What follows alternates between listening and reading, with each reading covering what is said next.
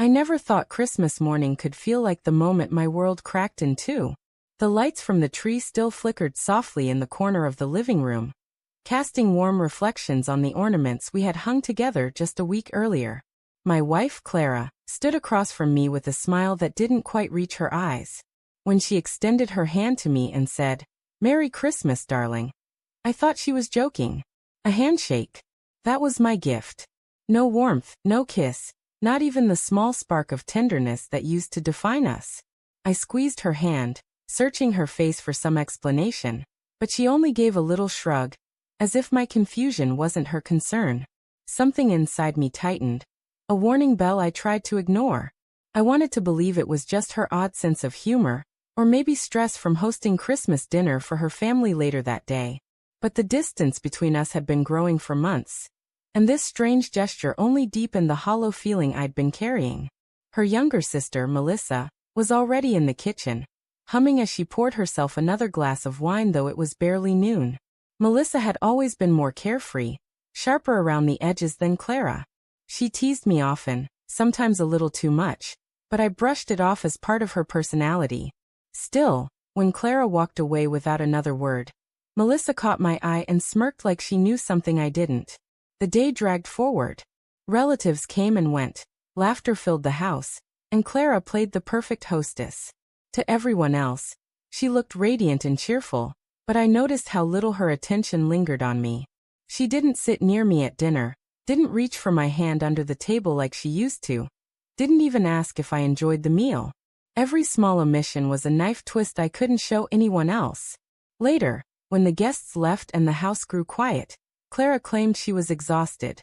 She kissed the top of my head, mechanically, like a duty, and said she needed to sleep. I stood in the living room, staring at the twinkling lights on the tree, wondering how my marriage had slipped into this cold silence without me realizing it. That was when Melissa appeared again, barefoot, a half-empty glass of red wine in her hand. "You look miserable," she said, leaning against the doorframe. I forced a weak smile. "Just tired. It's been a long day." She stepped closer, her gaze sharp, almost studying me. "Clara doesn't see you anymore, does she?" Her words hit like a punch. I wanted to defend my wife, to push back against the implication, but the truth was too raw. Melissa set her glass down and, before I could respond, placed her hand on my shoulder. "You deserve more than a handshake on Christmas," she whispered. I froze.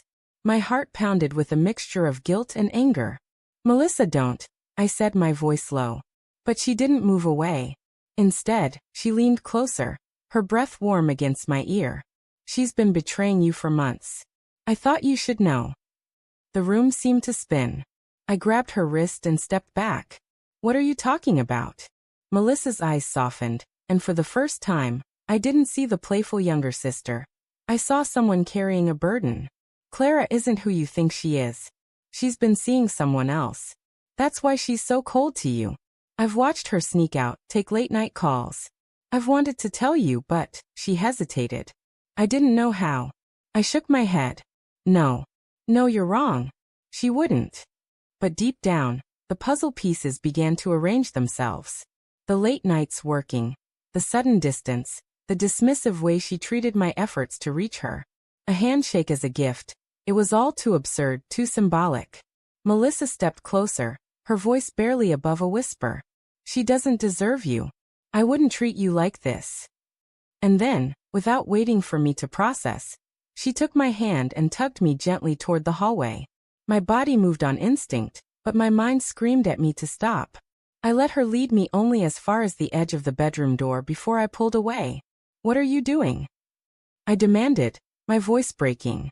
Melissa's face twisted with a mix of defiance and desperation. "I'm going to show you you're worth more than the scraps she gives you. You don't have to stay blind." I stared at her, stunned, torn between rage and disbelief. The weight of betrayal pressed down on me from both directions.